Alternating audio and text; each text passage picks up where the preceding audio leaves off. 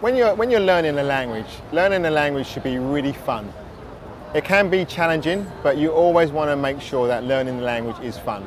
Because if you can stay in a really good mood while you're learning the language, you're going to be much more susceptible to be able to retain the information and then to be able to then let it flow through you. Now there's going to be a couple of things, a couple of really good tips while you're learning the language. When you're learning the language, you're actually taking on board a process. So if you can really start to identify, start to think of, okay, I'm going to put away 1 hour every day so I can learn my language.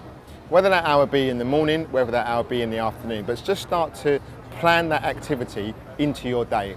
That way you're not going to lose time, it's not going to be swept over, and you're not going to be going from one day doing some language study, the next day not, the next day yes, the next day yes, the next day not. So really just start to be really consistent with your actions. I'm fluent in Spanish, and when I went to Spain, when I started to learn Spanish, the one thing that I did was I made the decision not to hang around with any people who were speaking English. And I just made sure that I was always hanging around with Spanish native speakers.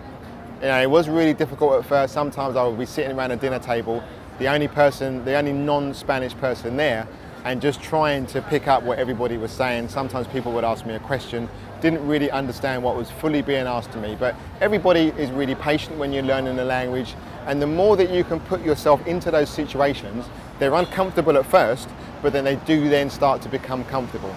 And as you start to become comfortable with that, you then start to become more competent, and then with that competence comes confidence. And then once you've got that confidence, then it really doesn't matter whether you are making all the mistakes, because just look at all of your mistakes as stepping stones to being able to speak the language.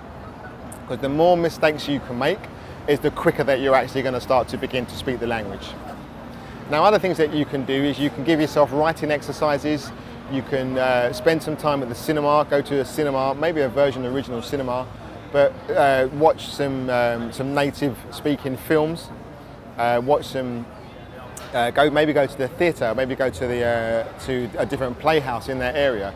But just really starting to spend as much time as you can listening to native speakers speak. You can listen to the things like the news, where you're going to listen to people who are speaking BBC English, who are speaking really good English. So really treat your language learning as an activity and really hold it close, close to you. Keep a good book with you, keep a good, an original book, an English book, so you're always taking in information. Listen to the radio a lot as well, because listening to the radio, when you're speaking to someone up in front, you can get a lot from their body language. But when you're actually listening to someone on the radio, you can't actually see them. So that's going to really start to attune your listening to what it is that you're listening to. So there's just a couple of tips. You can start to listen to the radio, you can watch television, you can go to the cinema, hang out in coffee shops, hang out where there's English people talking. Maybe just go to a park, strike up conversations with people at bus stops. There's many different things you can do. And like I said, working with this program, you're really starting to get the advantage. You're starting to get Marcio's experience of making that connection with people who are already got a master of the language, and that way you guys will really start to be able to master the language. You'll really start to be able to pick it up and get so good at it.